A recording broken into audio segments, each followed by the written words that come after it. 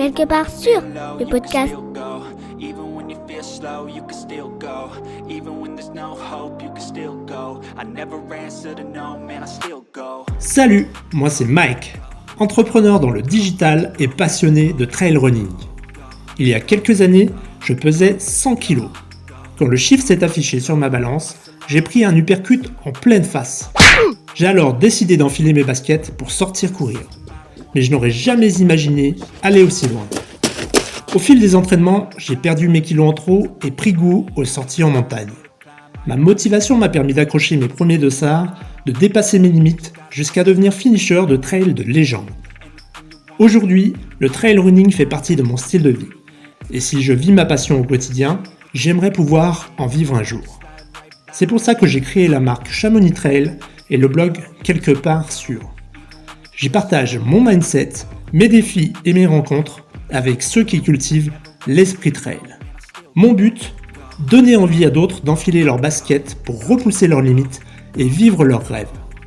Allez, enfile tes chaussures de trail, on part à l'aventure, quelque part sur...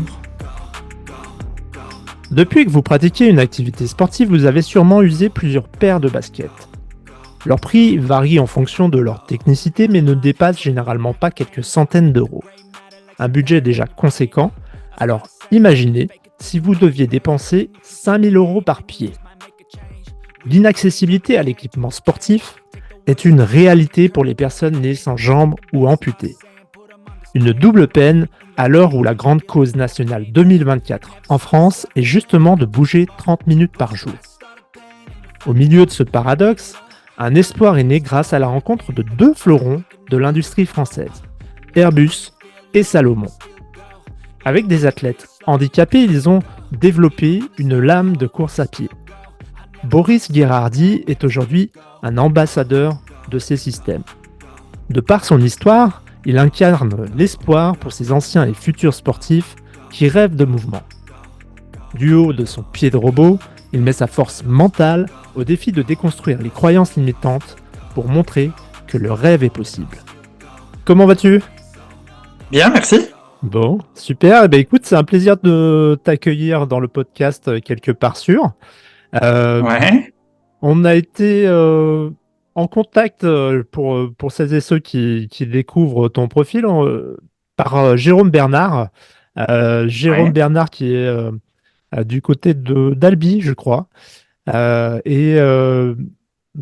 à petit, on a échangé sur les réseaux autour des questions d'handicap, puisque tu es dans un projet embarqué à l'initiative ou au cœur d'un projet Ouais. lié au handicap. Est-ce que tu peux nous en parler? Alors, il s'agit en fait d'un projet qui est effectivement parti de Jérôme Bernard, qui, à la sortie de l'école de ses enfants, croise un pote à lui qui a aussi ses enfants à l'école et qui est ingénieur chez Airbus. Et il lui dit, bah, toi qui es chez Airbus et qui utilise du carbone, est-ce que tu pourrais pas me faire des lames de course? Et Benjamin lui dit, bah ouais, pourquoi pas. Il faut savoir que Jérôme est amputé tibial des deux jambes, donc les lames coûtent très cher. Et quand il lui donne le prix des lames, Benjamin est choqué par le prix des lames et du coup lui dit bah ouais clairement il faut qu'on trouve une solution. Donc Je crois que le prix d'une lame aujourd'hui, c'est pas loin de 5000 €, c'est ça? ouais c'est ça. C'est Ouais. on va dire la moyenne équipée. Moi, j'ai même une lame à plus de 10 000 euros. Donc, Ok. il faut comprendre qu'une lame, en fait, elle est composée de la partie lame. Je vois que tu as une photo derrière toi. Donc, ceux Ouais, qui tout nous à fait. regardent peuvent comprendre que ce C, c'est uniquement la lame. Et cette partie-là est uniquement la lame. Ce qui est au-dessus, c'est l'emboîture. Voilà. Si. Donc, cette partie-là, elle est propre à chacun, elle est sur mesure. La lame est en fonction du poids. Et donc, on ne peut pas séparer l'emboîture de la lame puisque ça va ensemble. Donc déjà, il y a des lames qui sont déjà nues, c'est-à-dire juste la lame, qui sont à 5 000, 6 000 euros, juste la lame. Là-dessus, tu dois rajouter l'emboîture qui est en général, si tu veux une emboîture dédiée, avoir un appareillage prothétique uniquement euh, dédié à la course, eh ben, tu en as besoin. Et ça, ça va dépendre des prothésistes, mais ça coûte très facilement 2500, 3000 euros parce que parce que c'est sur mesure, qu'il y a beaucoup de rectifications, il y a beaucoup de travail dessus, fait par les prothésistes. Donc, tu te retrouves avec un ensemble très, très facilement à 6 8 000, voire plus. Bon, c'est parfaitement inaccessible. On s'entend, hein, si je te dis, toi, demain, c'est de la course à pied, tu vas aller t'acheter ta paire de chaussures, 10 000 euros. Ouais, effectivement. Bon, Effectivement, tu vas c'est reconsidérer, dissuasif. tu vas Ouais, très largement reconsidérer ton envie de faire de la course à pied. bien sûr. Euh, Malheureusement, en fait, c'est pas simplement la course, c'est tous les appareillages euh, prothétiques pour le sport qui ne sont pas pris en charge. Donc, il faut réaliser le truc, c'est que on est en aujourd'hui 2024, on a les Jeux olympiques et les Jeux paralympiques qui arrivent. La France a un retard extraordinaire dans ce domaine-là. Euh, Pas dans le domaine du remboursement parce que pour le quotidien, on est extrêmement bien pris en charge. On, comparé à des pays développés, même en Europe, euh, et les États-Unis sont un très mauvais exemple de ce côté-là, sauf si on est militaire. Mais si on est monsieur, madame, tout le monde, qu'on a un accident, il n'y a pas de tiers responsable. Il y a des gens amputés aux États-Unis. Ils ont un grand nombre d'amputés. Il faut savoir que c'est le pays qui compte le plus grand nombre d'amputés au monde. Pour une raison relativement simple, c'est que les amputés traumatiques représentent environ 20%, 20% des amputations. Les 80 autres pourcents sont dus au diabète, maladies cardiovasculaires, maladies type cancer, etc. Et donc, avec l'alimentation que la majorité des Américains ont, alors je parle bien de la majorité, hein, parce que c'est quand même pas la totalité, mais une grande part des Américains ont une très mauvaise alimentation. Et donc, du coup, ils se retrouvent avec un nombre d'amputés par habitant qui est juste stratosphérique. J'ai plus les chiffres en mémoire, mais on parle en millions, hein. J'ai 3 millions dans la tête, mais à vérifier, hein. Ah oui, Mais d'accord. c'est quand même pas une paille. Euh, voilà. Donc, les appareillages prothétiques sportifs ne sont pas pris en charge en France. Il y a un balbutiement qui commence à peine à arriver avec les dernières mesures où ils commencent à se dire, bah tiens, peut-être qu'on pourrait effectivement rendre accessible le sport, sachant que la sédentarité, c'est la 4e cause de mort dans le monde. Si tu colles quelqu'un dans un canapé, tu le condamnes. Les Australiens ont fait une campagne de pub absolument géniale. Un requin, un crocodile, un serpent et un canapé, qui tue le plus. Le canapé, loin devant, très très loin devant. Le canapé tue. C'est Donc, hallucinant. ouais, donc du coup, voilà. Et la France n'est pas un pays de sport voilà, c'est Culturellement, pour ouais. ça. Naturellement, on n'est pas un Ouais. pays de sport. Malheureusement, hein, il y a des pays d'Europe qui sont bien plus performants de ce côté-là, ne serait-ce que pour les enfants, pour les ados. Alors, je crois que cette année, alors, c'est corrélé aux Jeux Olympiques, il y a une campagne nationale qui est lancée autour de bouger 30 minutes par jour.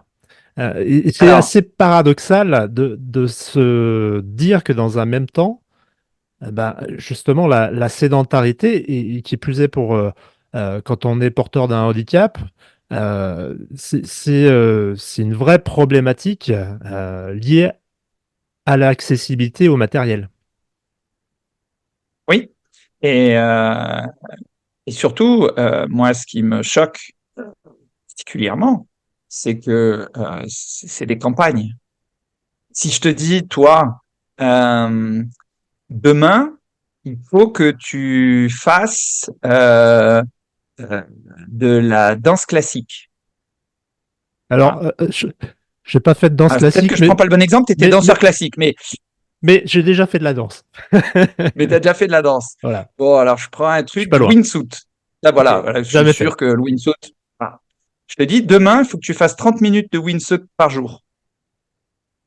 Tu vas me dire, ouais, enfin, c'est Compliqué. juste, j'y ai pas accès, j'ai pas Voilà. l'argent, j'ai pas le temps, etc. Donc, dire quelque chose, c'est complètement démagogique, complètement démagogique. Pour moi, les Jeux Olympiques et les Jeux Paralympiques vont être un formidable feu d'artifice. Tu sais, quand tu vas voir le feu d'artifice avec tes enfants, tes amis, tout ça, le 14 juillet, bam, bam, ça pète dans tous les sens, c'est magnifique, c'est génial, t'as le final qui est juste fantastique. 2 secondes après, tu dis, bon, on va manger des gaufres, on fait quoi? On va se balader, tu l'as oublié, le feu d'artifice, c'est fini, il est Ouais. passé. En photo, ça rend que dalle. Voilà, ça sert à rien de l'avoir en photo. Il y a eu un moment merveilleux et derrière, voilà, c'est les enfants disent bon ben on va manger une gaufre au Nutella et puis et puis toi tu dis ben allons-y quoi. Voilà et fin de l'histoire. C'est pour moi c'est si derrière il n'y a pas des mesures, des actions qui sont mises en place, ça sert strictement à rien que de faire des annonces. Les annonces, elles sont belles, mais elles ne sont pas suivies des faits. C'est un vrai, vrai, vrai problème. Euh, donc voilà. Donc je reviens à nos fameuses lames. J'adore cette entrée de podcast. Alors, il y a 1 ou 2 semaines, je crois, tu as participé à un enregistrement de podcast sur Dans la tête d'un coureur, il me semble. Voilà, Alors je c'était l'ai entendu. en fait, c'était au mois de novembre, ouais. Ouais, Et, ils l'ont oui, oui, diffusé très récemment. c'est ça. Je voulais donner une, une différence par rapport à ces enregistrements précédents que tu as pu faire sur d'autres podcasts qui étaient très liés à ton histoire. Et quelque part, bien sûr, c'est lié à l'émotionnel. Ça fait appel à des ressorts émotionnels chez l'auditeur. Je voulais pousser un petit peu plus loin sur la technique, ton rapport aussi, toi, à la performance, à d'autres notions qui euh, vont plus loin que le handicap. Mais on y reviendra. Ouais. On va démarrer sur, Ouais, tout à fait, ouais. Alors, le podcast Dans la tête d'un coureur, je l'avais déjà fait et on avait déjà eu un échange effectivement avec Fred et Guillaume ouais, euh, qui était, euh, qui était plus global. Là, c'était un format particulier qui s'appelle le récit. Donc, il y a, il a enregistré une dizaine, je crois, du récit. Donc, c'est à chaque fois des histoires un peu particulières. très très Et belle. d'ailleurs, on n'entend pas la voix de Ouais, Guillaume, on n'entend que la voix de l'invité. très très gros Donc c'est un travail. format un peu Ouais, particulier, mais tout à après fait. j'avais fait d'autres formats comme Ultra Talk ou Ouais. Un instant outdoor ou Ouf ou etc. Qui effectivement sont peut-être un peu plus généralistes. Mais tu as raison, on me pose pas forcément tout le temps la question C'est ça. de la technique, de mon quotidien, etc. C'est vrai que c'est pas forcément des questions qui reviennent. Et Mais d'ailleurs, j'aime cette euh, approche, tu vois, qu'on puisse rentrer sur des questions bien plus profondes, comme tu l'as fait sur tout à l'heure sur, j'allais dire, sur le 2024, les Jeux Olympiques, et ta vision, ta perception, hmm, et sans langue de bois, vraiment franc du collier, quoi. de toute façon, je sais pas le faire. Je suis pas connu pour ça. Hein. Je suis pas connu pour avoir une langue de voix. Euh, non, donc pour dire, c'est que l'histoire, alors, le truc dingue, c'est que je suis porteur de la flamme en plus. C'est ça qui est, Ah, c'est ça qui est drôle. Donc, si tu veux, j'ai appris ça lundi, hein, donc c'est tout à fait récent. On est pour les auditeurs, on est jeudi, donc c'est vraiment très frais que j'ai appris ça. Euh, et, euh, et donc j'ai annoncé ça sur les réseaux sociaux hier. Donc c'est vraiment tout frais. Euh, je fais bien la différence entre le symbole et ce que ça peut représenter pour les sportifs. Je veux dire que quand tu t'entraînes quelque chose comme 30-35 heures semaine depuis des années, que tu as un objectif que tu dois t'arracher pour aller le chercher, etc., que chaque détail compte. Et quand je dis chaque détail, ça peut aller très loin pour un athlète de haut niveau. Euh, et que tu as les jeux qui arrivent. Évidemment que pour toi, c'est une question d'une vie. Voilà. Et en France, voilà, ça n'arrive que très rarement.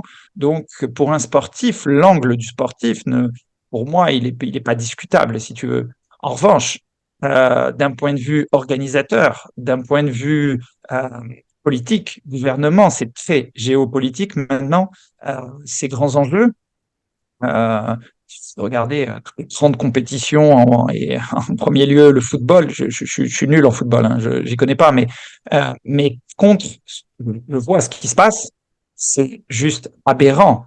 2024, on connaît l'urgence écologique, on connaît l'urgence sociale, on connaît l'urgence, etc. C'est dément qu'on puisse dépenser des milliards dans des trucs qui vont servir une fois. Une fois. En France, on n'est pas une nation de sport. Il y a des structures qui vont être laissées à l'abandon. Tu as des stations d'hiver, Sochi, vides, complètement, à jamais. C'est de l'argent public, c'est de l'argent, tout ça, c'est de l'argent public qui pourrait être réfléchi vers, vers si d'autres. ouais. Même si c'est privé, même si c'est privé. Aujourd'hui, dans l'urgence dans laquelle on est, même si c'est privé, c'est choquant. Ça m'est égal que Coca-Cola ait les moyens de dépenser en étant partenaire premium des Jeux Olympiques et soit capable de dépenser 1 milliard ou je ne sais pas combien ils dépensent, mais ça doit être stratosphérique. Ça m'est égal de savoir ça. Il y a pour moi, il y a vraiment un problème. Alors oui, je suis d'accord pour dire que c'est un moment incroyable.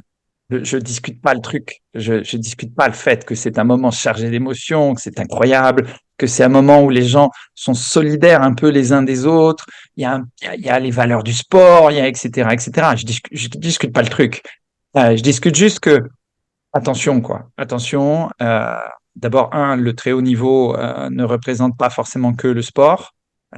Si on parle de sport santé par exemple, il y a des sports dans lesquels le très haut niveau est très loin de la santé. On verra des athlètes, tu prends la gymnastique, les gamines qui ont 14-16 ans, ont la croissance déglinguée, les hormones déglinguées. Je parle du très haut niveau, hein, je parle pas, vous pouvez amener vos enfants à la gym, il n'y a pas de souci, Oui, on s'entend. ouais. On parle vraiment du très haut niveau, on parle de peut-être 10-15 personnes dans le monde qui sont à ce niveau-là. Mais c'est, voilà, il faut distinguer tout ça. C'est des choses pour moi qui sont choquantes d'un côté et de l'autre côté que j'admire aussi parce que c'est admirable l'abnégation que peut avoir un sportif de très haut niveau. Mais si je fais le parallèle avec le début de notre conversation et on parle d'accès, les lames de course qui sont très chères au départ, elles ont été créées pour les athlètes de haut niveau et pour l'athlétisme. Donc, pour faire du 100 mètres, 200 mètres, 400 mètres, sur du tartan, tout droit. Bon, tu as un petit virage, mais ça va, on va gérer. Au départ, tout le monde, je pense en mémoire Pistorius, il pointe sur la ligne de départ avec des valides, et tout le monde a été très surpris, et il a bouleversé le monde du handicap en faisant ce qu'il a fait, c'était très bien. Il n'a pas... Par la suite, certes, il a fait... Pour des toi, choses qui sont condamnables, mais toi, ça, pour le coup, ça a changé le game, ça c'est sûr. Pour toi, c'est une personne inspirante et je sais que tu inspires beaucoup. Autour de toi, tu en as peut-être conscience.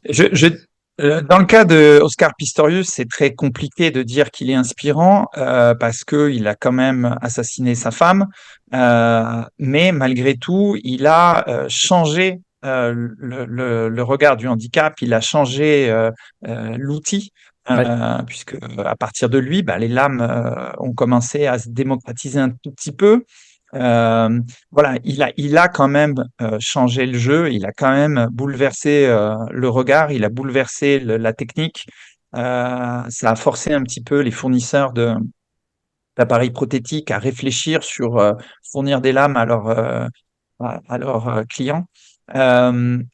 Voilà, donc c'est bien, mais du coup, on a développé des lames pour des gens qui sont des athlètes de haut niveau, qui sont ultra entraînés, qui peuvent prendre une lame très très dure, qui vont reconsidérer la souffrance qu'ils peuvent avoir sur 100 mètres ou 200 mètres. Mais le commun des mortels, c'est pas ça. C'est le commun des mortels, c'est S'il y a quelqu'un qui va aller courir, il va aller courir son petit 5 km avec sa femme, son pote, son mari, son je sais pas qui, le chien, autour de chez lui. Ouais. C'est 99,99, c'est ça. Donc, au final, l'outil qui a été développé n'était pas du tout adapté. C'est comme si je te disais, ben, je vais t'apprendre à conduire, on va prendre une Formule 1 ou une bagnole de rallye, et je vais t'apprendre à conduire là-dessus. Tu vas apprendre à conduire. Tu ne sauras jamais conduire avec une bagnole comme ça, c'est impossible. Euh, c'est pas confortable, c'est très radical.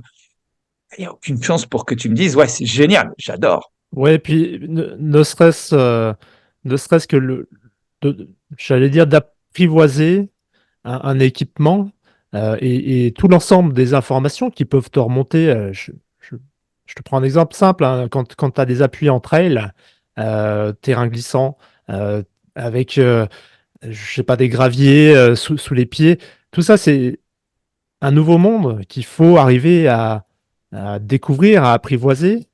Alors, je sais pas, toi, ton vécu, alors Alors, c'est un aspect encore très technique. j'ai la Ouais, chance de faire partie de la team Salomon et donc du coup de m'entraîner quelques fois avec des ouais, athlètes élites tels que François Daen, Mathieu Blanchard, super. Thibaut Barognan, Camille Bruyat, Courtney Dauwalter, bref, tous ces gens-là, Marianne Hogan, voilà, j'ai j'ai la chance de pouvoir les côtoyer, j'ai la chance de pouvoir m'entraîner avec eux. Quelquefois, hein, évidemment, on se réunit pas tout le temps, hein, c'est pendant les running camps qu'on a, voilà. Je te donne un exemple. Moi, je mets au défi la plupart des coureurs de courir Sierzinal avec une Pulsar. Donc chez nous, la Pulsar, c'est la chaussure qui a été développée pour Sierzinal, justement, par Kilian Jornet, sans se faire la cheville. Je t'assure qu'il va y avoir peu de gens qui vont arriver sans s'être fait la cheville. Pourquoi? Parce que c'est une chaussure qui est dédiée, c'est une chaussure S-Lab qui est dédiée à voilà à des athlètes, à des gens qui vont avoir des appuis très sûrs, qui vont avoir une dynamique de course élevée, etc., qui font que cette chaussure, elle n'est pas dédiée à tout le monde. Si moi je dois conseiller une paire de chaussures Salomon pour faire Sierzinal à monsieur et madame tout le monde, j'irai conseiller une chaussure plus confortable, avec plus de grippe, avec etc. Thibaut, par exemple, Thibaut Barognan utilise énormément la Pulsar Softground, donc qui est une Pulsar, hein. Mais il faut avoir les chevilles de Thibaut. Tout le monde n'a pas les chevilles de Thibaut, tout le monde n'a pas la performance de Thibaut. Donc, l'outil est hyper important. Adapter l'outil à ce qu'on va faire est hyper important et à son niveau. Et à son niveau. J'achète la chaussure de Kylian. Bon, aujourd'hui, il a changé De changé de conneries. marque, il a créé Ouais, sa marque. ouais, tout à fait. Mais si je prends Mathieu, par exemple, Mathieu court avec la Genesis, je prends la Genesis, je vais sur l'UTMB, je fais pas quatrième, hein. Hmm. Je fais pas troisième ou je fais pas deuxième, hein. Je fais pas ça, non. C'est sûr que non. Donc l'outil, il faut l'adapter. Alors après, dans le cadre de la Genesis, j'ai tendance à conseiller la Genesis, c'est ma chaussure préférée. Mais c'est pas un bon exemple. Mais c'est pour dire que l'outil, en fait, doit être adapté à sa capacité, à ce qu'on va réaliser, Ouais. et pas croire que je prends la lame d'un paralympique et je vais pouvoir courir comme un gars des Jeux paralympiques. D'autant que, alors, on n'y pense pas de prime abord, mais toi, tu as un pied équipé d'une basket et l'autre d'une Oui, lame. tout à Avec fait. cette partie qu'on voit ici sur la photo, qui est Exactement. développée par Salomon. Donc, il Ouais, faut que les deux fonctionnent également ensemble. tout à fait. Ouais, Euh, donc la semelle qui est fournie actuellement sur la lame Hopper, c'est une semelle polyvalente ouais. qui peut aller entre elles, qui peut aller sur route, qui peut aller sur santé, sur etc. On l'a, on l'a, on l'a faite pour qu'elle soit le plus polyvalente possible. Euh, Quand tu dis euh, on l'a fait, est-ce que tu peux me dire quelle est l'équipe qui travaille là-dessus et ouais, à quel comment ça moment s'est tu passé? rentres Ok, donc dans le je vais processus? revenir sur les lames du Ouais, coup super. pour l'histoire, pour qu'on finisse cette histoire de lames et qu'on comprenne et du coup ça va permettre d'expliquer comment ça s'est développé. Donc Benjamin et Jérôme vont voir Christophe Debar, qui est directeur du Protospace et fondateur de l'Humanity Lab chez Airbus. L'Humanity Lab, c'est un, c'est un, c'est un- quelque chose qui a été fondé par Christophe pour faire venir les gens sur des sujets environnementaux, sociétaux, parce que les employés d'Airbus voulaient donner un petit peu plus de sens à leurs actions. Et donc, du coup, ils avaient des idées, mais ils ne savaient pas trop comment les mettre en place. L'Humanity Lab, en fait, c'est Airbus qui met à disposition des outils et des matériaux résiduels à disposition des employés. Les employés, sur base de bénévolat, vont développer une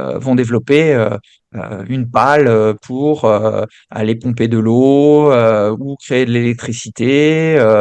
Ils vont créer ils ont travaillé sur le fauteuil d'un athlète qui est parti aux Jeux paralympiques de Tokyo, il l'a dit lui-même, qui lui a permis d'obtenir une médaille Ok. grâce à cette amélioration. Voilà, ils vont travailler sur plusieurs sujets. Et donc, Christophe leur dit, mais écoutez, le mieux, c'est quand même de faire un prototype de ça et de voir déjà l'objet. Euh, et ils ont l'idée de demander à l'école des mines d'Albi. Benjamin est assez investi avec l'école des mines d'Albi, donc ils vont voir l'école des mines d'Albi et ils demandent qui est motivé pour développer ça.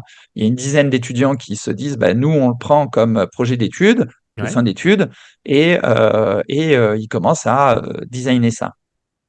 Euh, Ils travaillent avec Airbus, qui Airbus leur met à disposition du carbone résiduel et qui est issu de l'A350. En fait, il faut savoir que le fuselage de l'A350 est en carbone.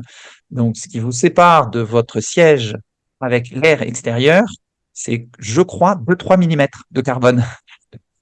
Le reste, c'est de l'habillage, hein. Donc, ne prenez pas peur, mais c'est ça. Un Donc, carbone très solide, ceci dit. voilà, c'est un Voilà. carbone Ouais. très solide et très performant. Donc, c'est de la haute technique puisque c'est un carbone de très haute qualité qui est Mhm. designé pour l'aéronautique, donc avec des normes absolument dingues. Et ils décident de faire un premier prototypage et de faire essayer ce premier prototypage à une dizaine d'amputés.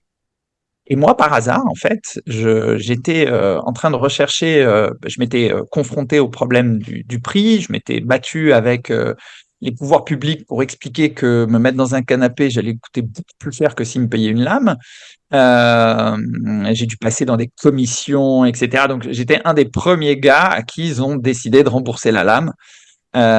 Bon, je suis déterminé, je lâche pas facilement l'affaire, Tu mais je penses leur ai expliqué. que, ouais, tu penses que au niveau légal, enfin remboursement, il pourrait y avoir des avancées? Ça a changé, ça a changé. D'accord. Aujourd'hui, ils commencent à le faire. Ils Ok. commencent à prendre en charge des lames et ça va, avec l'histoire de Doper, tu vas voir que ça va changer parce que avec une lame moins chère, ils vont être plus enclins à rembourser Ok. forcément des appareils qui sont sportifs. Donc, ça a bouleversé ça aussi. Euh, et donc du coup, je m'étais confronté à ça et je comprenais pas pourquoi aujourd'hui, avec tout ce qu'on sait faire, ça n'existe pas. Et sur les réseaux sociaux, totalement par hasard, j'apprends que ils font cet essai.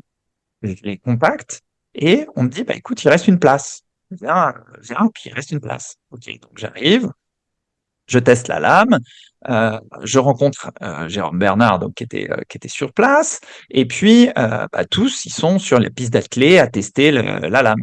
Sauf que moi, c'était pas du tout mon ambition. Mon ambition, c'était de sortir du stade, d'être hors stade, comme on dit.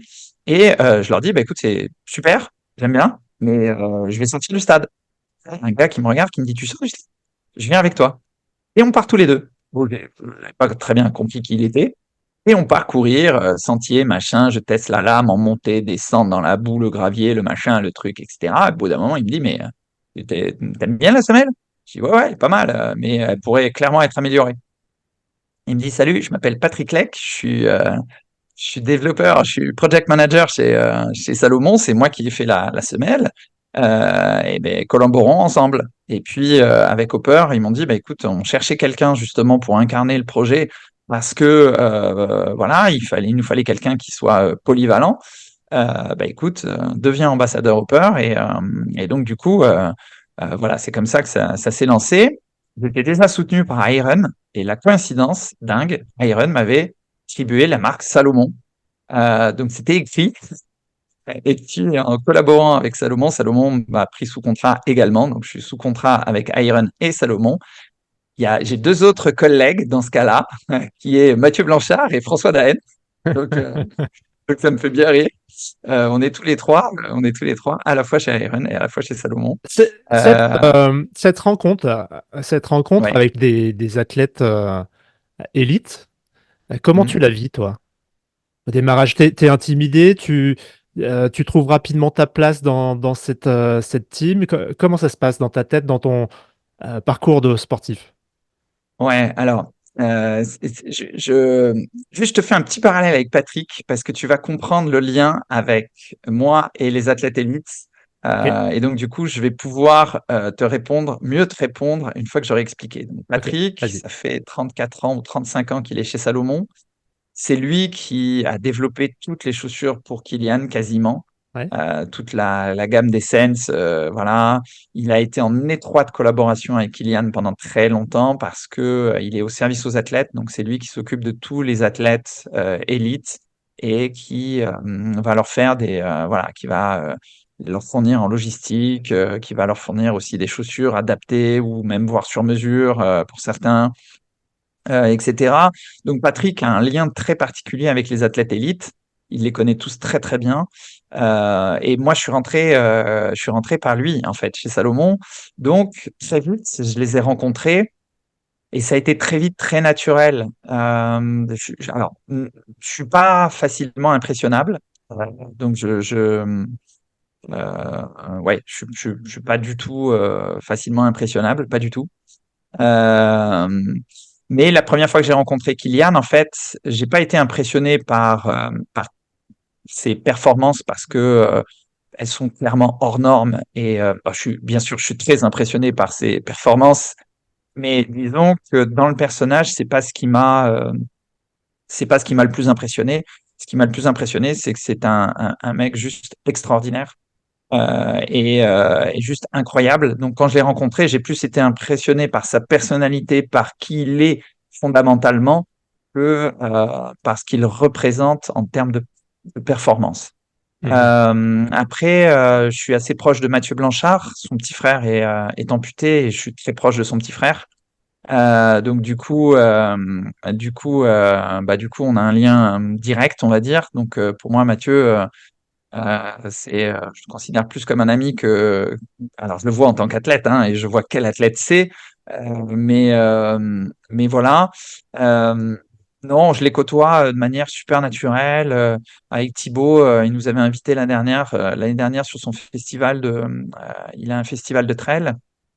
Et il nous avait invité avec le film qui était, dont la photo est issue d'ailleurs derrière toi, Ouais. qui était Objectif 3000, qu'il avait diffusé sur son festival.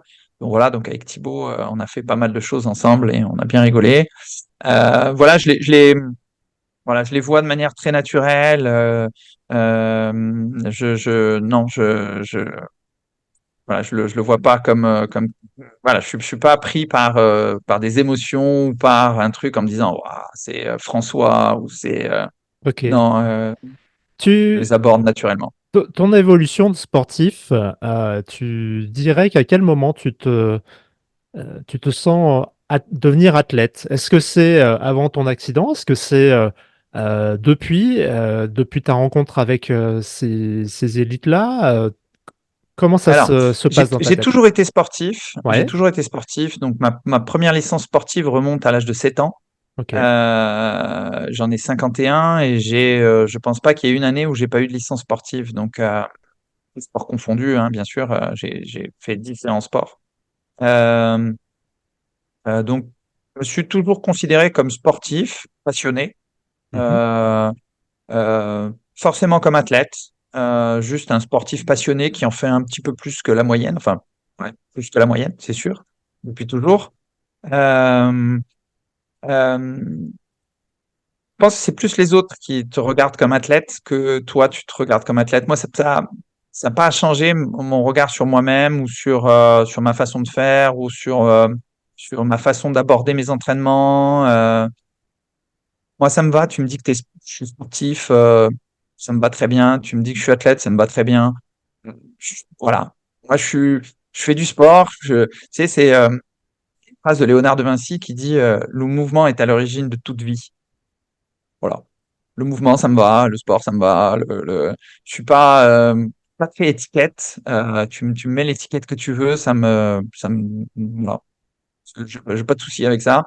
Euh, Mais je toujours me dans considère l'action, pas. ouais, toujours dans l'action, le mouvement. Et est-ce qu'à un moment, tu es en quête de performance?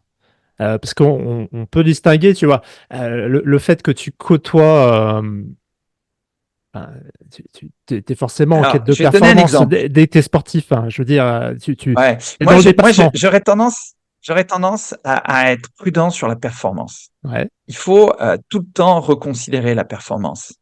Si je prends une maman qui vient d'accoucher, qui se remet au sport, qui va aller courir 2 kilomètres et entre trouver le temps, la fatigue, les douleurs suite à l'accouchement, etc., et qu'elle fait 2 kilomètres, honnêtement, c'est de la performance. Honnêtement, c'est pour moi, je la regarde avec beaucoup d'admiration. Euh, Kylian, il le dit. Il dit, tu vois, sur l'UTMB, par exemple, il dit, moi, j'arrive en 20 heures. Le gars qui arrive en 48 heures, il a plus de mérite que moi.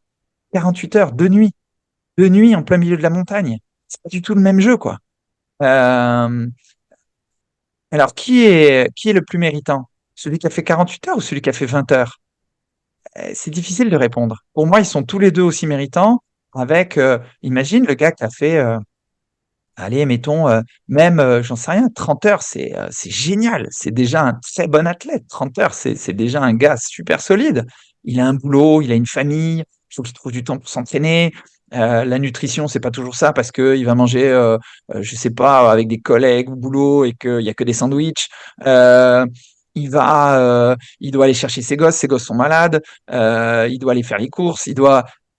Un athlète élite, il a d'abord tout un staff autour de lui pour lui retirer la charge mentale au maximum de tout ça. Il va avoir un plan d'entraînement ultra rodé. Il va avoir le temps pour le faire. Il va avoir la concentration pour le faire. Il va avoir toutes les dispositions pour le faire. Alors oui, il a mis tout ça en place. Je pense Mathieu, par exemple. Mathieu, ça fait 6 ans qu'il s'est lancé comme athlète. Euh, il a abandonné une carrière d'ingénieur, il a sacrifié des choses, il a tout mis en place. Donc, bien sûr, qu'il a fait une sorte de pouvoir de devenir. Mais aujourd'hui, il dispose de temps, il dispose d'outils que monsieur et madame tout le monde n'a pas. Et pour moi, la performance, moi, quelqu'un qui est pas sportif du tout, c'est pas du tout de sport, qui décide d'aller marcher 30 minutes tous les jours, c'est une performance. Il décide de passer par les escaliers et plus par les escalators ou par les ascenseurs. Bravo, bravo, c'est une performance. Tu peux être fier de toi. Vas-y, mais continue. Et tu verras que après, ça va être 2 kilomètres, 5 kilomètres, 10 kilomètres, 15 kilomètres, 20. Tu vas peut-être t'inscrire sur un semi. Euh, c'est là la performance, moi. Moi, je la considère. Donc, qu'est-ce que c'est la performance? Tu vois, le week-end dernier, j'ai co-créé un événement euh, en ski de randonnée en collaboration avec Salomon, avec Altisim, qui est un club de ski de rando. L'entraîneur est à la fois entraîneur dans ce club, mais aussi au Pôle France. Donc, c'est des jeunes athlètes élites qui vont Ok. être les pépites de demain. Certains sont en équipe de France et sont probablement médaillables euh, aux prochains Jeux Olympiques d'hiver. Et puis des entreprises. Et on a amené tout ce monde-là. On a fait une équipe en binôme, donc un athlète élite, une personne du monde de l'entreprise et une personne amputée. personne amputée ne pouvait simplement pas avoir déjà fait du ski de rando puisque ça n'existait pas. Salomon a développé un pied pour ça. Ça fait un peu plus d'1 an qu'on travaille dessus. Au départ, c'était un ski alpin et puis on a été plusieurs à dire, mais on peut pas faire un ski de rando. Mhm. Un pied de ski de rando. Et on est parti là-dessus. Souvent, l'entraîneur a fait une boucle et il n'y a pas trop de neige en ce moment. On a dû, voilà, etc. Qu'est-ce qui s'est passé? On s'est retrouvé sur une piste rouge. Faire les descentes sur une piste rouge avec des gens qui n'ont jamais skié, sur un prototype dans un sport qu'ils n'ont jamais fait. Chaud. Voilà, chaud. Tout le monde m'a dit, t'es fou, et c'est un truc, t'es un grand dingue. Les gens que j'avais alignés dessus, je les connais, je sais qu'ils ont un mental. J'ai recruté les personnes qui étaient capables de dépasser ça et qui étaient capables de montrer que on avait un haut pouvoir d'adaptation. Parce qu'une personne en situation de handicap, sa vie à s'adapter. Donc on a un haut pouvoir d'adaptation et on développe un mental. On n'a pas peur d'aller chercher des choses qui peuvent faire peur. Cette force mentale que tu évoques, tu dirais que tu l'as cultivée depuis ton accident et comment tu l'entretiens et la partages aujourd'hui? Alors, euh, j'ai eu une vie aussi qui a contribué précédemment à mon accident, qui a contribué aussi à peut-être avoir une construction mentale un peu plus solide parce que j'ai dû être confronté dès l'enfance à des problématiques qui font que j'ai dû me construire de manière un petit peu plus solide. Il y a, il y a, il y a il y a un livre qui était assez intéressant qui s'appelle La densité de l'être, qui a été écrit par des militaires pour des militaires. Donc c'est pas du Victor Hugo, hein, on s'entend. Mais ce livre est vraiment chargé et on se rend compte que même si on entraîne quelqu'un, même très fort, comme les militaires peuvent s'entraîner, euh, on n'est pas toujours entraîné mentalement à être confronté à des choses difficiles, à être voilà. Souvent, on te parle de bien-être, on te parle pas de bien-être. On va te dire le bien-être, on va tout faire pour le bien-être. Super, mais le bien-être ne peut exister que si tu considères bien qu'est-ce que le mal-être. C'est-à-dire qu'il faut traiter le mal-être pour être dans le bien-être. Sinon, c'est superficiel. Sinon, c'est c'est c'est comme la politique du sport en France. C'est un effet d'annonce, mais ça n'est pas ça n'est pas construit, si tu veux. Donc il faut aller chercher un petit peu là-dedans. Euh, Par exemple, si tu te lances moi je dis tout le temps, si un défi te fait pas peur, c'est pas un défi.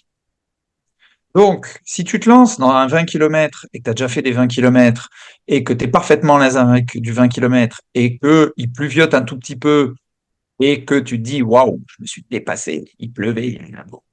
Non, tu n'as rien fait. Tu étais juste dans une zone de ultra confort et tu as un peu de manière cosmétique été un peu perturbé dans ton truc. Aujourd'hui, on a tous des vestes high-tech qui respirent, qui machin, qui truc, etc. Donc du coup, non, t'as pas fait grand-chose. Si par contre demain tu me dis, ok, je m'attaque à une distance marathon ultra technique dans des conditions apocalyptiques, bon là je te dirais, ok, tu t'es peut-être un peu dépassé effectivement. Euh, voilà, il faut remettre un petit peu en perspective à la fois ce qu'on parlait tout à l'heure de la performance.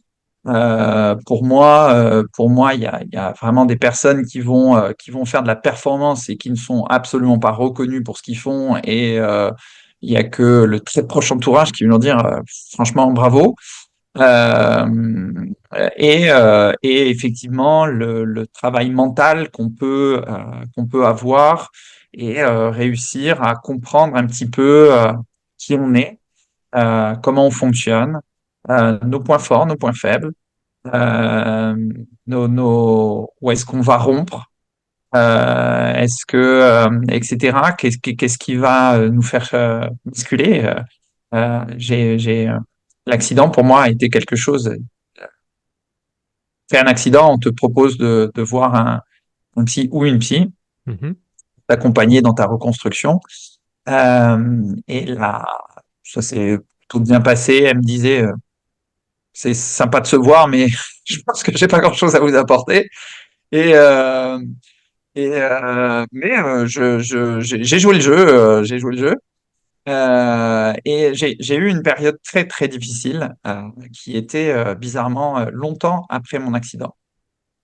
C'est quand j'ai reçu le rapport de gendarmerie. J'étais dans mon canapé, là, juste derrière, là. J'étais en train de lire le rapport de gendarmerie et j'avais ma fille qui, bon, aujourd'hui elle a 7 ans, mais à l'époque elle en avait 3. Qui jouait devant moi, là, qui jouait devant moi. Et en lisant, j'ai compris, réellement compris, que je devrais pas être là. Je sais pas comment je suis encore là. J'ai eu une très bonne étoile. J'ai tapé, j'ai tapé une bagnole et de face en doublant et j'ai fait 60 mètres derrière. Euh, je sais pas comment j'ai fait pour ne rien toucher, une barrière, une autre voiture. Enfin bon, voilà, je suis passé vraiment au travers des mailles du filet. Ma moto a fait 75 mètres, elle était dans un état pas possible, elle est complet HS. Le top case, on l'a retrouvé, c'est un gendarme qui l'a retrouvé par hasard à 150 mètres du lieu d'impact. Mon pied était sectionné directement dans l'impact, donc lui, il était resté par contre à l'impact. Euh, Honnêtement, tu lisais tous les témoignages, tu te demandes comment tu es en vie en fait. Et je me disais, je n'aurais pas vu grandir ma fille, elle n'aurait pas eu de papa. Euh, Ma femme aurait été veuve. Euh, et là, j'ai compris à quel point j'avais de la chance en fait.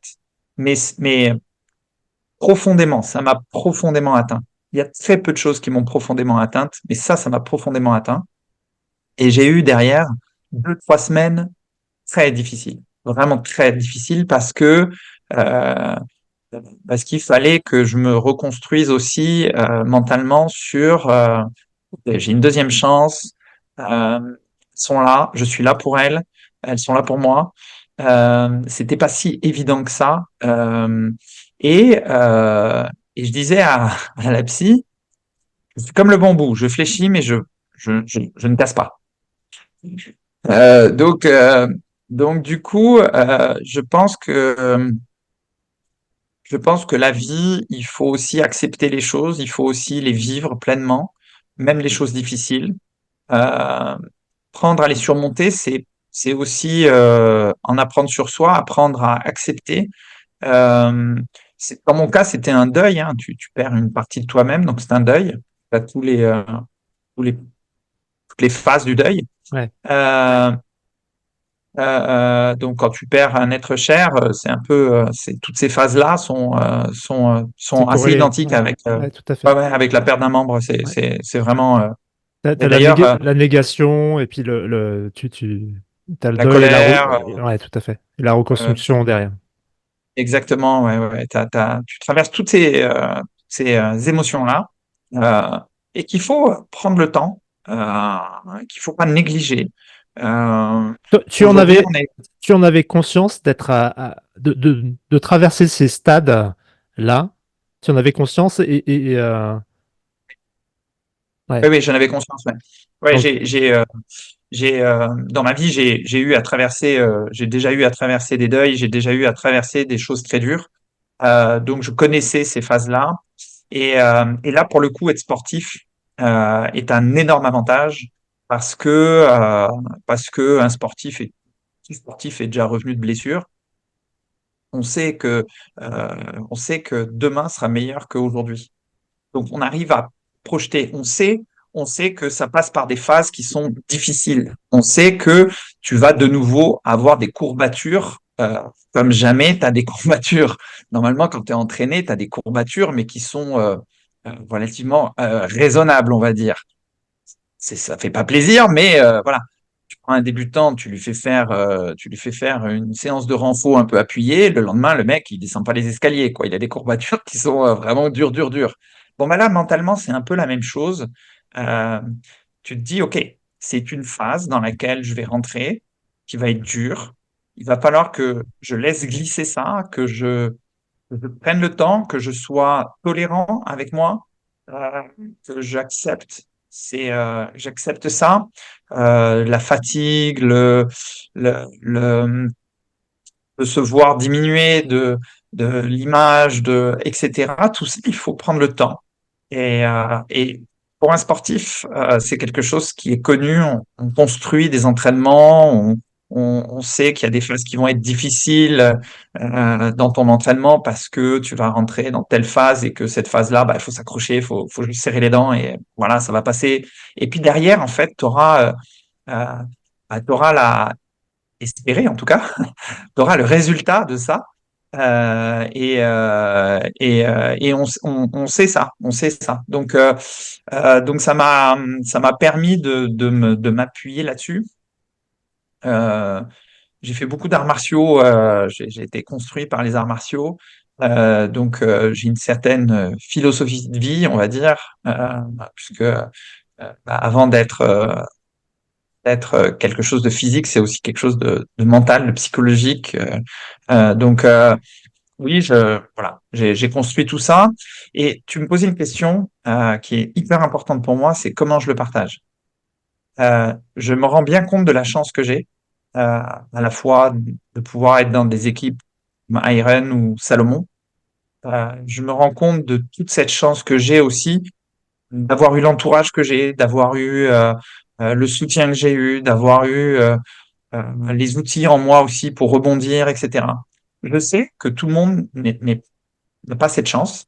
Et donc, pour moi, j'avais deux solutions. Soit je flattais mon ego et je restais solo, à profiter des réseaux sociaux, de me dire qu'est-ce que je suis bon, qu'est-ce que je suis fort, et regardez, je suis avec Mathieu Blanchard, François Daen, etc.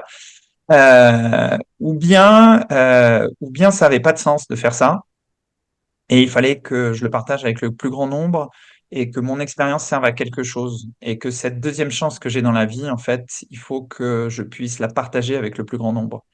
Ça a été mon choix. J'ai fondé l'association Level Up pour ça, pour pouvoir soutenir et accompagner les amputés à reprendre une vie autonome, une vie si possible sportive. C'est pas toujours possible, mais en tout cas en mouvement.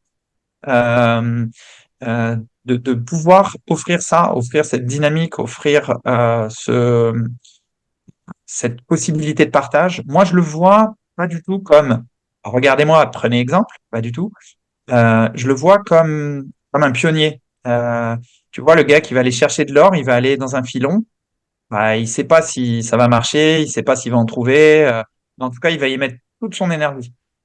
Ben, moi, j'y mets toute mon énergie et, euh, et je me dis, mais comme un pionnier, je vais ouvrir des portes. Je ne serai peut-être pas le meilleur, je ne serai peut-être pas, etc. Mais je le fais. Et donc, les gens peuvent se projeter en se disant, ben, il le fait, je peux le faire. Et c'est ça mon principe. Et puis, plus je fais grandir ma communauté autour de moi au sein de Level Up, plus j'ai d'ambassadeurs, plus j'ai de personnes que j'ai accompagnées qui aujourd'hui accompagnent d'autres personnes. Bah, du coup, c'est génial. Ça J'ai, fait, moi, j'ai, ça fait des petits ASM et ton expérience donne naissance à d'autres expériences qui vont s'aimer derrière. Exactement. Et, Exactement. Et voilà. Et chaque expérience, pour moi, c'est pour ça tu vois, on peut revenir sur la performance. Chaque expérience, pour moi,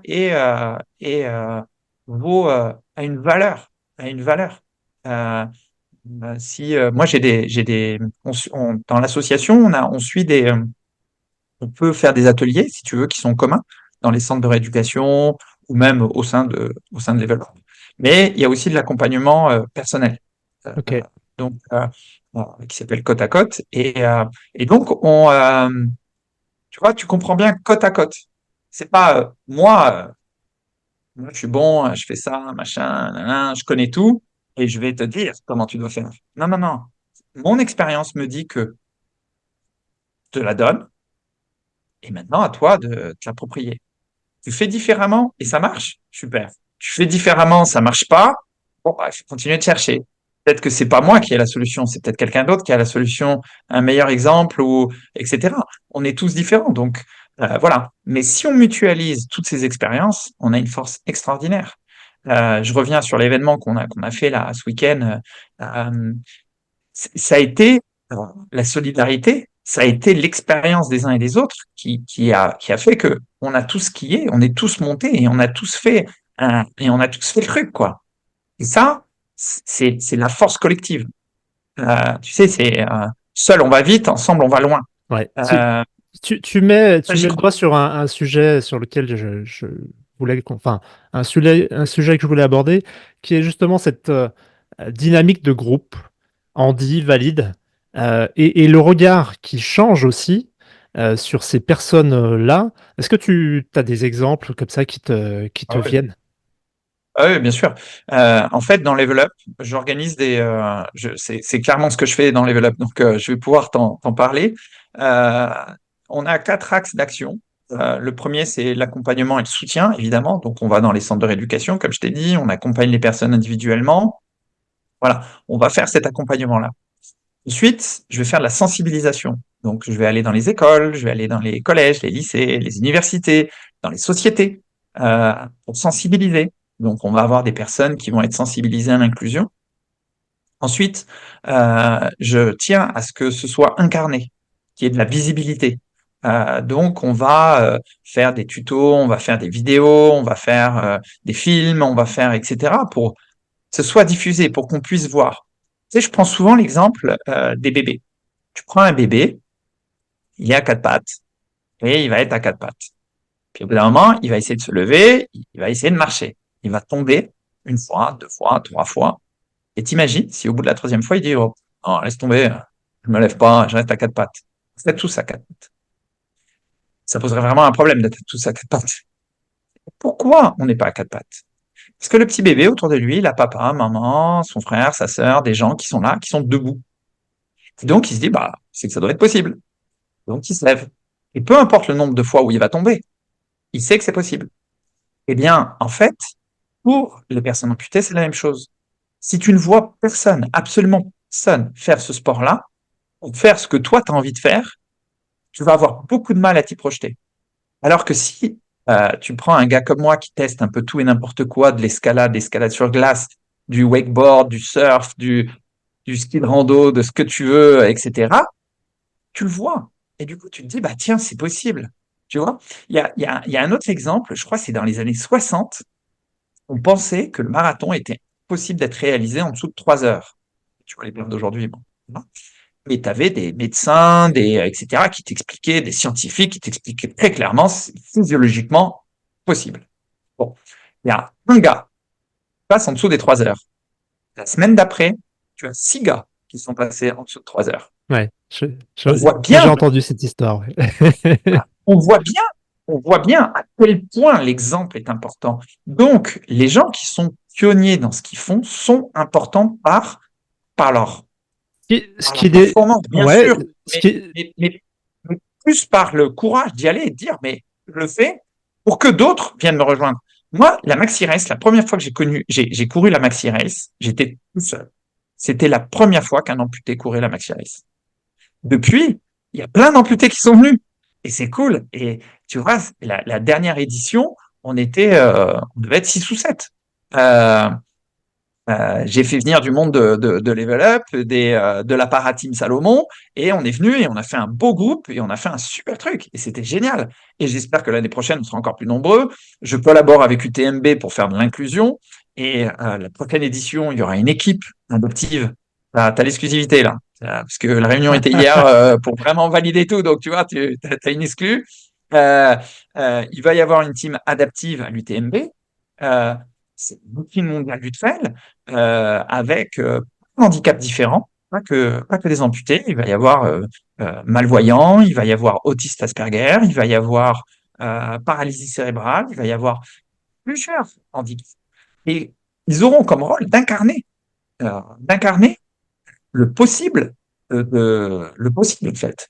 Et derrière le mec qui court la course en temps de temps meilleur que, bref, bon, c'est pas vraiment d'importance. tous ces, j'allais dire, on revient à la question des blocages psychologiques ou des freins psychologiques que la société nous renvoie ou qu'on on peut aussi, et quand on est Comme toi, j'allais dire, finalement, c'est toi qui décides de Ouais, dire, euh, OK, tu penses que c'est pas possible, ne projette pas sur moi tes croyances limitantes. Je vais aller au-delà de tout ça. exactement. Ouais, ouais, Exactement. En fait, je vais te donner deux exemples qui vont te parler. Moi, dans mon cas, par exemple, tu es suivi par des personnes qui sont valides. Je veux dire que ton kiné est valide, ton médecin MPR, donc c'est le médecin rééducateur, est valide. ouais, Et, euh, et c'est eux qui vont te dire, bah, ça, c'est possible, ça l'est pas. De où? De quand, en fait? Présente-moi le mec qui est amputé qui me dit c'est pas possible. Mais me dis pas c'est pas possible alors que tu as tes deux jambes. Tu ne me montres qu'une seule chose, c'est ta limite physique et ta limite psychologique. Mais bien tu sûr. ne me dis pas un fait. C'est pas un fait, ça. Euh, donc, dans beaucoup de cas, si tu veux, tu vas avoir beaucoup de gens qui vont dire ah non, non, non, non, non, ah, non, non, attends, reste, voilà, bouge pas, fais ci, fais ça, machin, etc. Attention, là, truc. Non, mais non, non, bien sûr que non. Est-ce que je suis tombé la première fois où j'ai testé la lame avec la semelle qui s'est arrachée en plein milieu de la forêt? J'étais tout seul comme un couillon parce que j'avais pas prévu que ça s'arrache. Oui, bien sûr, je me suis ouvert l'arcade. Oui, bien sûr, j'étais au milieu d'une forêt, tout seul comme un con avec un truc et j'avais vraiment du mal à rentrer. Oui, est-ce que ça en valait la peine? Clairement, bien sûr que ça valait la peine parce que j'ai pu en apprendre, etc. Est-ce que j'ai pris des risques? Peut-être. Est-ce qu'ils étaient inconsidérés? Non, pas du tout. Euh, et je te donne un autre exemple qui là va parler à tous les auditeurs euh, parce que c'est un exemple très concret en France. Tu prends quelqu'un qui dit à la machine à café le lundi matin, ah ça y est, cette année, je me lance le défi, je vais faire un marathon. Bon, mais t'es un malade, mais t'es dingue. Oh, mais attends, t'es fou. Oh là là, tu t'entraînes 10 heures semaine, mais t'es complètement dingue. T'as des courbatures, regarde dans quel état t'es, machin, etc. On va te dire que t'es fou, en fait. On va te dire que, alors, le marathon, ça commence à être un peu plus accepté, mais Mais si je dis marathon, 80 bornes, ouais, c'est un bon exemple parce que on le banalise, mais marathon, non, non, c'est le c'est marathon, génial. attention.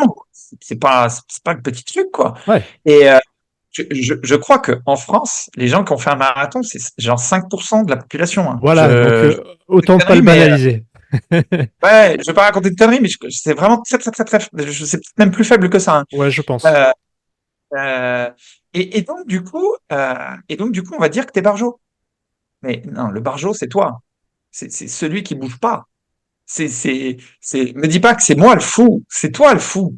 Qui bouge pas, qui fait pas de sport. C'est celui qui Euh, ne vit pas, ne tente pas enfin, ces aventures-là, quoi. Je veux dire, c'est évidemment que moi, quand les gens disent les commentaires aberrants sur les réseaux sociaux, quand Kylian Jornet, il est sur une crête et qu'il court sur une crête, ou même Thibaut, ou même n'importe quel athlète, et on lui met, oh là là, c'est dangereux, c'est risqué. Mais marcher dans la rue, traverser, c'est plus risqué que ce qu'il fait. Ça fait 35 ans que le gars, il est en montagne. Tu crois qu'il connaît pas ses appuis, tu crois qu'il connaît pas machin, etc. Euh, c'est beaucoup moins risqué, lui, que, que la personne qui va rester à rien faire. Enfin, c'est aberrant. Enfin, non, euh, comme moi, tu c'est dingue. disais, la sédentarité tue Oui, à petit ça, feu, c'est mais clair. elle tue.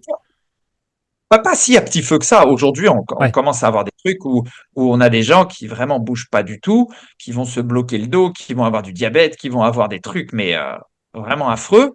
Et on te dit, non, non, c'est bien, restez comme ça. C'est parfait, bougez pas, reposez-vous. Mais Ah, regarde, je te donne un autre exemple. Aux ados, d'accord? Tu prends les ados. Les ados, d'accord, passent la moitié du temps à essayer de dormir.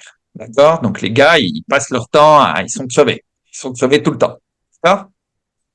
Et ils sont dans le canapé, ils vont dans le lit, machin, etc. Ils se reposent. Est-ce qu'ils sont reposés? Non. Non, ils sont pas reposés, non. Ils sont fatigués. Donc ça montre bien que je- si toi, par exemple, tu vas faire 8 heures de bureau et le soir tu vas rentrer, tu vas dire je suis claqué. Ça montre bien que pas bouger, c'est pas se reposer. Pas du tout. Pas du tout. Je te fais faire 8 heures de rando, tu rentres, ouais, tu vas être rincé physiquement, mais tu vas être très bien, en fait. Tu vas te sentir très, très bien. Et le soir, ça va pas du tout être la même fatigue. Rien à voir. Tu vas dormir comme un bienheureux, etc. C'est juste le lendemain ou le surlendemain, ça peut tirer un peu. Voilà. C'est pour ça qu'il faut le faire régulièrement. On comprend bien que ne pas bouger, c'est pas la solution. Pas du tout. C'est pas se reposer. Les gens pensent que ne pas bouger, c'est se reposer. Ah tiens, va dans le canapé te reposer. C'est pas forcément la solution. Alors oui, évidemment, si tu t'es collé un 100 miles oui, va te reposer, bien sûr. Ça s'appelle de Mais la récup après. Voilà, ouais, on tombe voilà, dans... c'est de la récup, c'est machin, etc. Très bien. Mais quelqu'un qui passe de son siège de bureau à son canapé, il va te dire je suis crevé. Donc ça démontre bien que pas bouger n'est pas du repos.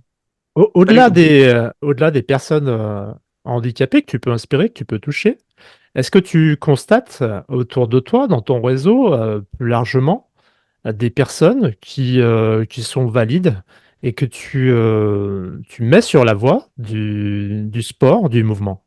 Alors, j'ai une anecdote qui est avec ça, qui est très drôle. C'est qu'au début des réseaux sociaux, donc quand j'ai commencé mon compte Pied de Robot, euh, je voilà, au départ c'était faire des vidéos pour mes kinés, etc. qui du coup s'en servaient pour dire ben regarde, tu vois ça c'est possible, blablabla. Au début c'était pour ça. Et Ok. puis dès que je suis rentré dans la team Iron, forcément ça a pris un peu plus de volume et puis avec la team Salomon encore un peu plus de volume. Et donc au début, j'avais des gens qui m'écrivaient, qui me disaient ah, merci beaucoup, grâce à vous, je me suis remis au sport. Puis moi, de manière innocente, je posais la question ah bon, super et tout, je suis trop content. Euh, du coup, c'est quoi ton handicap? Non, non, mais je suis valide. Et puis, je l'ai fait une fois, 2 fois, 10 fois. Bon, à la 20e, j'ai abandonné de poser la question. J'ai vite compris qu'en fait, j'avais beaucoup plus de valides qui me suivaient que de personnes en situation de handicap, même si effectivement j'ai des personnes qui m'écrivent et qui me disent bah, merci, grâce à toi, je me suis mis au sport et j'ai repris confiance, etc. et qui sont en situation de handicap, et des fois des handicaps totalement différents. Je peux avoir des personnes qui sont en surpoids. Je peux avoir des personnes qui vont avoir des handicaps qui sont des handicaps peut-être un peu moins impressionnants que ce que je peux avoir, mais qui malgré tout peuvent freiner. Ouais. Et puis des handicaps psychologiques énorme qui va être bah non je suis pas capable, ou bah voilà c'est comme ça, j'ai la vie de famille, j'ai machin, je peux pas trouver le temps, et finalement ben oui non en fait je m'aperçois que ça touche le plus grand nombre, ça touche vraiment le plus grand nombre, tu vois. Euh, suite au récit là dans la tête d'un coureur, j'ai plein de gens qui m'ont écrit et qui me témoignent des choses. Alors certains en me disant bah j'ai eu un accident et je me vois très bien dans votre reconstruction, et puis d'autres qui me disent bah ouais, super, c'est génial, c'est inspirant et ça me remet un peu en perspective les petites problématiques du quotidien qui sont pas si importantes, Ouais. et en perspective Un coup de pied aux l'essentiel. fesses pour le coup. Exactement, ouais. Ouais, et c'est quoi l'essentiel, et c'est te lever le matin, moi me lever le matin, voir ma fille, voir ma femme, euh, je pense. Merci. Vraiment, merci. Je me lève, il pleut, il fait froid, il fait ce que tu veux, je m'en fous. Ma fille va bien, je me suis levé, ma femme va bien, je suis debout. Ouais, c'est bien. Alors, bien sûr, on est toujours tous pris par le quotidien, et évidemment euh, que je suis pressé, il y a un embouteillage, machin, un truc, je suis comme tout le monde, et bien sûr, ça va me gonfler, bien sûr que voilà, et je vais me retrouver dans des situations. Mais faut jamais oublier, faut vraiment revenir, toujours remettre en perspective l'essentiel. Regarde, le Covid, moi je pensais que ça allait quand même un peu servir, tu vois, pas du tout. T'es revenu, voire même pire qu'avant, je trouve.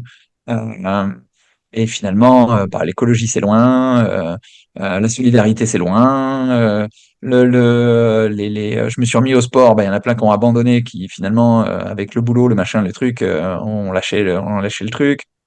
Au final, tu vois, c'est l'effet feu d'artifice dont je te parlais tout à l'heure, hein. Ouais, ouais. Euh, à part un vrai choc, vraiment quelque chose qui prend le mur, et l'humain a du mal À ne pas revenir dans son quotidien avec. Ok. Toi, tu te projettes comment sur les 5 années à venir, 5-10 ans? Comment tu vois évoluer dans le domaine sportif et professionnel? Alors, Et moi, plus j'ai largement dans ta vraiment, vie, voilà, dans ouais, ta vie. moi, j'ai vraiment envie de continuer ce que je fais avec Level Up. Donc, Level Up est soutenu par la Fondation Salomon et ça, j'en suis très fier parce que c'est vraiment une belle collaboration. Donc, j'ai c'est pour les 3 prochaines années. Donc, on a des projets auxquels je tiens, comme une académie de course pour amputés.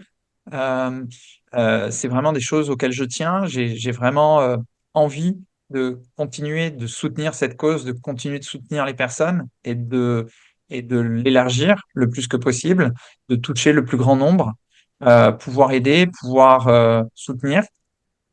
Ça, c'est voilà familiale, voir grandir ma fille. Elle a 7 ans et elle a encore plein de trucs à apprendre et j'espère pouvoir. J'ai commencé, on a fait un petit run pour soutenir les Restos du Cœur. On a fait un petit run dans son école et c'était la Excellent. première fois qu'on courait ensemble, donc c'était génial. Lui apprendre le sport, le goût du sport et le goût du dépassement, parce que je trouve que c'est une valeur qui se perd aujourd'hui. Euh, les jeunes là, ils sont, c'est triste. Ils courent. Alors, moi, j'habite à la campagne, donc chez nous, c'est un peu moins le vrai, mais j'ai une amie qui est prof de sport. Elle me dit, tu peux pas les faire courir plus de 30 secondes. 30 secondes. Ah ouais, 30 secondes, sixième. ok. Et c'est violent, quoi, hein. Et, euh, et donc, du coup, bah, je me dis, il y a vraiment un gros, gros boulot pour rendre le sport le plus accessible possible. Euh, voilà, je me vois bien continuer dans cette voie-là, continuer à titre personnel d'ouvrir des voies, d'aller sur des courses plus longues, d'aller sur des sports qui sont pas encore euh, trop pratiqués par les personnes en situation de handicap. J'ai des idées aussi d'émissions, de pouvoir diffuser au plus grand nombre. Ok. Donc voilà, donc du coup, et à titre professionnel, j'ai envie de lâcher un petit peu mon boulot petit à petit, progressivement, pour me consacrer un peu plus à ça, qui me passionne et qui me motive. Donc petit à petit, j'essaye de- d'équilibrer la balance, on va dire. D'accord. L'international, c'est des sujets pour toi. Aller. Ouais, Ouais, clairement, ouais. Oui, oui, clairement, j'ai une collaboration. Alors, international, là, c'est un grand mot parce que j'ai une collaboration qui est en train de naître avec la Belgique. On est en train d'essayer de monter international. un, c'est international, mais un programme européen avec le soutien de la communauté européenne. C'est pas simple, mais j'aimerais bien commencer à imaginer Belgique, Allemagne, Angleterre, euh, Espagne, Italie, commencer à voir ces pays-là, en fait, essayer de voir comment on peut mutualiser certains projets les élargir. J'ai également une collaboration avec une association aux États-Unis. Et l'idée, c'est d'aller aussi vers les États-Unis pour voir un peu comment on peut diffuser et aider les Américains à être appareillés. Parce que, comme je te disais tout à l'heure, en fait, il y en a pas mal qui sont pas du tout appareillés. Et autant dire que la course, ils en sont très loin. Alors certains sont super soutenus, donc du coup, bah, c'est des super athlètes, mais d'autres sont pas du tout soutenus et il y a un vrai problème. Voilà. Après, il y a des projets plus humanitaires, voir comment on pourrait diffuser plus largement la possibilité de courir dans des pays qui sont pas forcément développés. Voilà, là, on parle d'années, hein. Je pense que ça va pas se faire tout de suite, mais, euh, mais On voilà, sait un peu. jamais. Je trouve que tu es allé très très vite dans tous tes projets, hein. Ouais, Il y a finalement très peu d'années depuis l'accident, et je trouve que mm, ça s'est enchaîné ouais. de manière fluide, hein, mais très Ouais, ouais, rapidement. ça s'est bien aligné, ouais. Ouais. Ça s'est très très bien aligné. C'est pour ça que je dis j'ai de la chance, ça s'est vraiment très très bien aligné. Après, je suis pas quelqu'un qui laisse trop traîner les choses. J'ai tendance ouais, à lancer beaucoup de choses en même temps, Ouais. parfois un peu trop. Donc du coup, je me retrouve à travailler jusqu'à 1h30 du matin ou 2h du matin sur des projets, machin. Mais ça permet de faire avancer les choses, ça permet ouais, ça permet d'y aller. Euh, Encore une fois, je ne saurais pas trop l'expliquer, ça s'est bien aligné. Voilà, j'ai eu la chance de rencontrer les bonnes personnes, les choses se sont mises en place vraiment très naturellement. Euh, voilà, je pense que je suis quelqu'un qui a une facilité à fédérer. Donc ça m'a pas mal aidé aussi à raccrocher des personnes qui communiquaient pas forcément ensemble ou voilà, et de créer ces liens a permis une certaine dynamique et a permis d'avancer. Euh, donc, euh, donc voilà. Alors, je termine là-dessus peut-être l'épisode. C'est une question que j'ai l'habitude de poser. Comment est-ce Ouais. qu'aujourd'hui on peut t'aider? Ah, C'est très ça ouvert. c'est une très très bonne question. En ce moment, l'association Level Up, évidemment.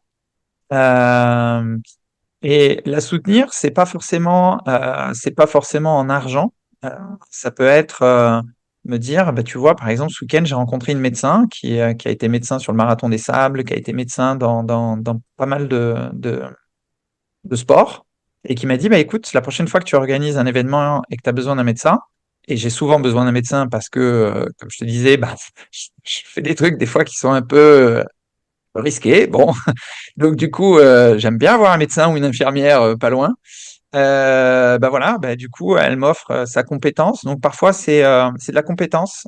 Ça peut être des entreprises, par exemple, qui ont une compétence particulière. Je pense à Lomon, qui a une compétence particulière dans le domaine du sport et qui nous apporte, c'est inestimable, les innovations et tout ce qu'ils développent pour nous.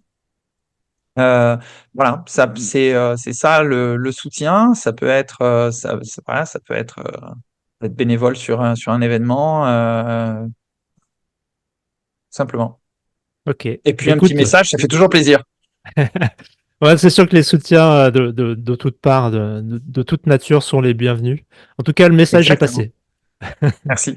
Merci, Bon, merci. écoute, Boris, c'était vraiment un plaisir Merci. de pouvoir échanger avec toi. Et puis, on est parti un petit peu à 360. Et c'était l'objectif pour laisser venir voilà, d'autres informations, d'autres choses que ce que tu as pu partager sur d'autres podcasts. Voilà. Ouais, Je voulais vraiment super. qu'on ait une ouverture de Merci pour côté. l'échange. Merci de m'avoir invité sur ton podcast. Je t'en prie, bah, c'était un plaisir. Allez, à très bientôt. À bientôt. Ciao. Salut. Merci d'avoir écouté cet épisode palpitant de Quelque part sur. J'espère que ce récit vous aura donné envie d'enfiler vos baskets, de partir à l'aventure ou de relever de nouveaux défis pour faire un pas de plus vers vos rêves. Découvrez les futurs épisodes en vous abonnant au podcast. Je vous invite aussi à découvrir le blog quelquepartsur.com soutenu par Chamonix Trail. Vous pouvez me contacter via Insta ou LinkedIn. Je vous dis à très bientôt pour de nouvelles aventures et n'oubliez pas que le trail, C'est wild. C'est wild. Even when you feel low, you can still go. Even when you feel slow, you can still go. Even when there's no hope, you can still go. I never answer to no, man, I still go.